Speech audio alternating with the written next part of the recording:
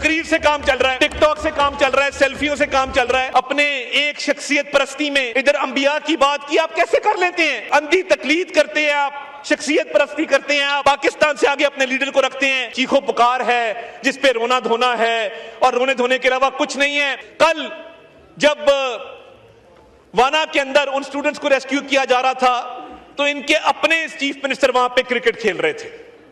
یہ حالات ہے کہ کبھی تصویر صاف کرو, چپل کا ناپ دو, باہر نکل کے 2-3 نعرے لگاؤ, وکٹری کے نشان بناؤ, کرکٹ کھیلو.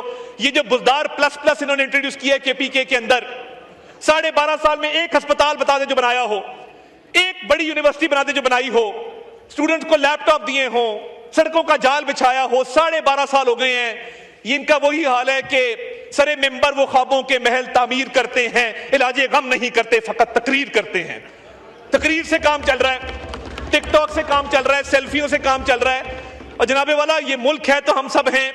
27ویں آئینی ترمیم کا جو بنیادی مقصد ہے گورننس کو بہتر کرنا, دفاع کو بہتر کرنا, اس ملک میں انصاف کی فراہمی کو بہتر کرنا. چارٹر آف ڈیموکریسی کے تحت پچھلی کئی دہائیوں سے یہ ڈیبیٹ چل رہی ہے, کوئی اجرت میں کام نہیں لیا گیا.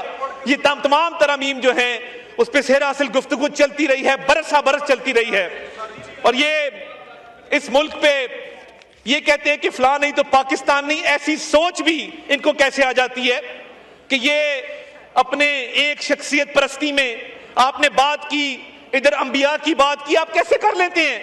اندھی تقلید کرتے ہیں آپ, شخصیت پرستی کرتے ہیں آپ, پاکستان سے آگے اپنے لیڈر کو رکھتے ہیں. میں یہ سوچ ہے جو فسطائیت کی بنیاد ہے, جو یہاں بیٹھے بھی ان کی تھی وہاں بیٹھ کے بھی تبدیل نہیں ہوئی. یہ ملک ہے, اس ملک کی بہتری ہے تو ہم سب ہیں. یہ کسی لیڈر کو پاکستان سے آگے رکھنا میں سمجھتا ہوں کہ یہ اس ملک کے ساتھ زیادتی ہے, اس کی سیاست کے ساتھ, پارلیمان کے ساتھ زیادتی ہے. میں ان اشعار کے ساتھ اجازت لوں گا کہ بخت سے کوئی شکایت ہے نہ افلاک سے ہے, بخت سے کوئی شکایت ہے نہ افلاک سے ہے, یہی کیا کم ہے کہ نسبت مجھے اس خاک سے ہے. اور بزم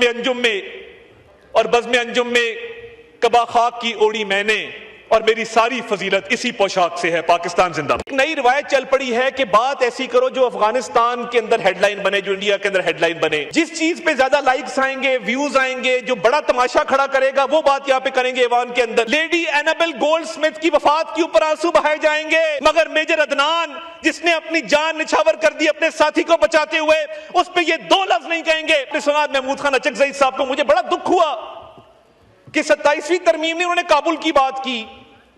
اور دیکھیے یہ ایک نئی روایت چل پڑی ہے کہ بات ایسی کرو جو افغانستان کے اندر ہیڈ لائن بنے, جو انڈیا کے اندر ہیڈ لائن بنے. تو آج اتنا سینئر آدمی, اتنا سیزنڈ آدمی, آپ ان کی تقریر کا لب لباب نکالیں تو سوائے کابل کے اس کے اندر دوسری کوئی بات نہیں تھی. کیا ہی اچھا ہوتا تھوڑی پڑھائی کر لیتے.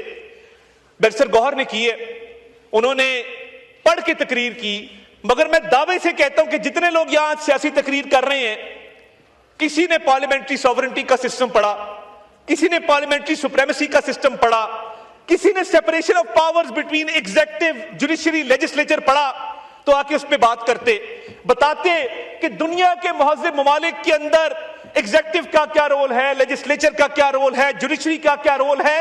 سیپریشن آف پاور تو ان کے اوپر سے گزر گئی.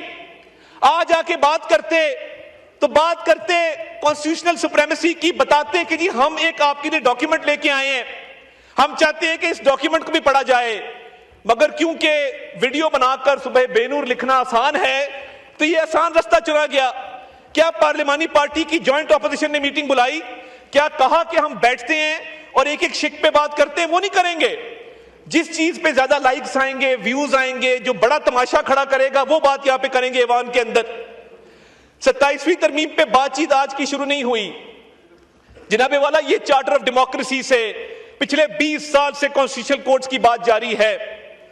اور یہ محمود خان اچکزئی صاحب نے تو دھماکوں کی بات کی. کیا آپ کو کبھی نظر آیا کہ ان لوگوں نے وانا کے اندر 500 سٹوڈنٹس کو جو بازیاب کروایا گیا ہے, ریسکیو کیا گیا, اس کی بات کی ہو, اس کو سراہا ہو, اس پر کہا ہو کہ یہ اے پی ایس سے 100 گنا بڑا سانحہ ہو سکتا تھا, مگر اس پہ کبھی تعریف نہیں کریں گے. اور آپ کو ان کے لیڈر کے ایکس کے اکاؤنٹ وہ جو بھی چلا رہا ہے، پاکستان کے اندر سے چل رہا ہے، باہر سے چل رہا ہے، لیڈی اینابل گولڈ سمتھ کی وفات پر افسوس نظر آئے گا، لیڈی اینابل گولڈ سمتھ کی وفات کے اوپر آنسو بہائے جائیں گے، مگر میجر عدنان جس نے اپنی جان نچھاور کر دی اپنے ساتھی کو بچاتے ہوئے، اس پہ یہ دو لفظ نہیں کہیں گے، مگر لیڈی اینابل کے اوپر تقریر ضرور کریں گے۔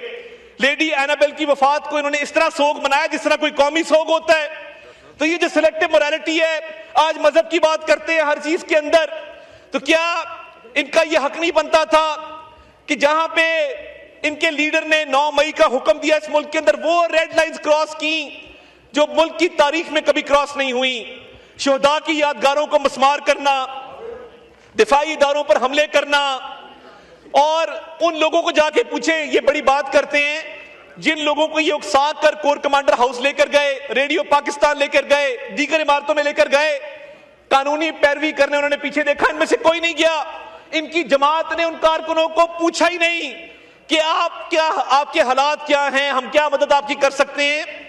تو یہ سیاسی ورکرز کو ڈچ کرنا اور ان کو پہلے ان کے مائنڈز کو پلوٹ کر کے ان کو جرائم پہ اکسانا اپنے سیاسی مقاصد کے لیے، آج بھی کانسٹیٹیوشن کے حوالے سے آپ پوچھیں گے، کیونکہ بل نہیں پڑا، ادھر اس کو ایک شک اگر یہ بتا دیں اس میں کوئی تجویز آئی ہو، کوئی انہوں نے کمیٹی کے اندر آ کے تجاویز دی ہو، یہ پروسیس کا حصہ نہیں بنیں گے، مگر ہاں پولیٹیکل پوائنٹ سکورنگ کے لیے، اور یہ ان کا حساب ان لوگوں کا ہے جو ٹریلر میں آ کے فلم دیکھتے ہیں، یعنی وہ ٹریلر سے پہلے کی فلم کا کوئی نہیں پتا کہ ٹریلر سے پہلے بھی کوئی 1.5 گھنٹہ فلم چلی ہے، ٹریلر کے بعد جو ہے وہی ان کو نظر آتا ہے، کیونکہ ان کی مینٹالٹی، ان کی موریلٹی وہ ساری 2022 کے بعد کی ہے۔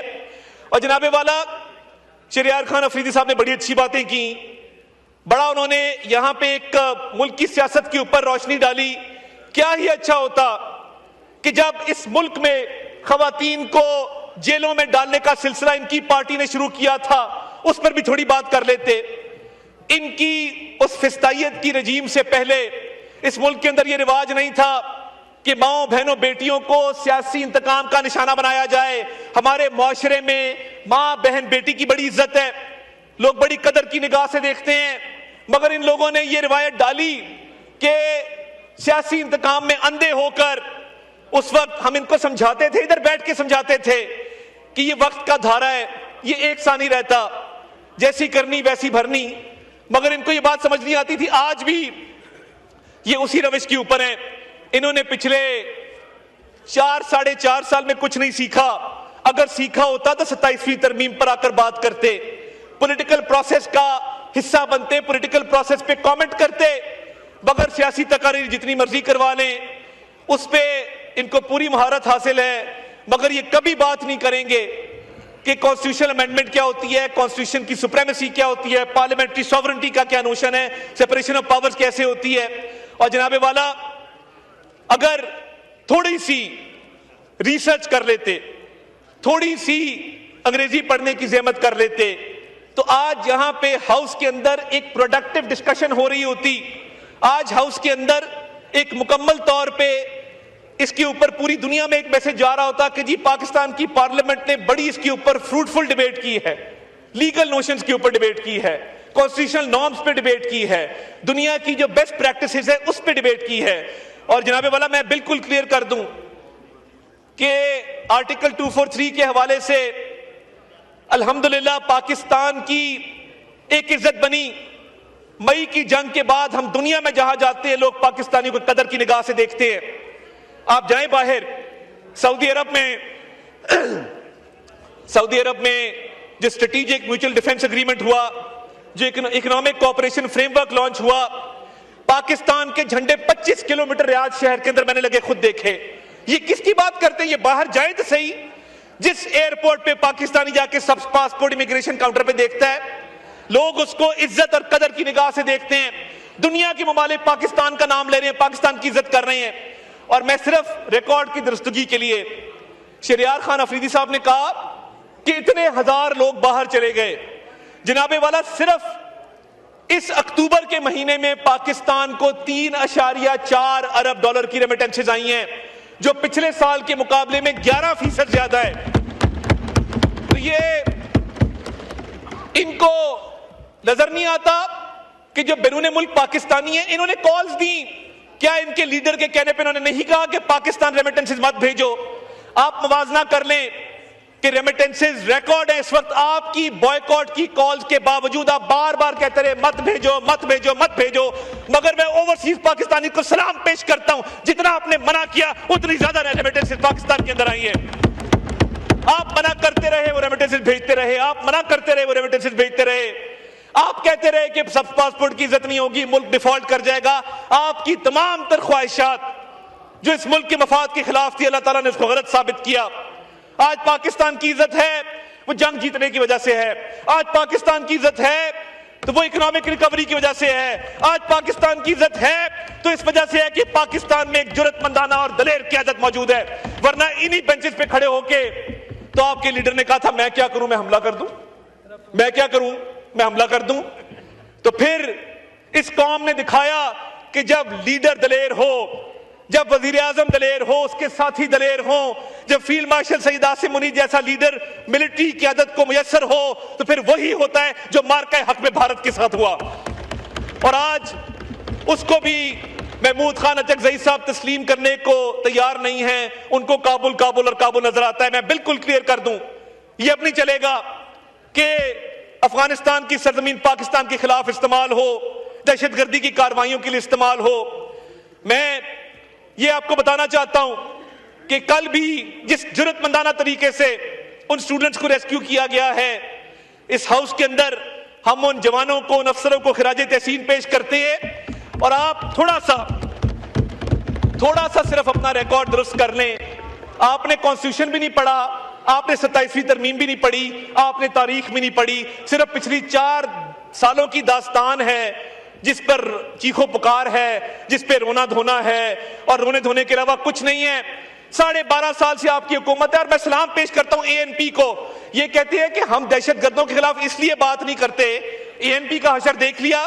میں سلام پیش کرتا ہوں بلور خاندان کے شہداء کو، میں سلام پیش کرتا ہوں افتخار صاحب کے بیٹے کو، جنہوں نے جان کا نذرانہ پیش کیا، جنہوں نے اپنا خون دے کے اس چمن کی آبیاری کی، اور آپ کہتے ہیں کہ ان کا حشر دیکھ لیا۔ ہم اس لیے دہشت گردوں کے خلاف بات نہیں کرتے۔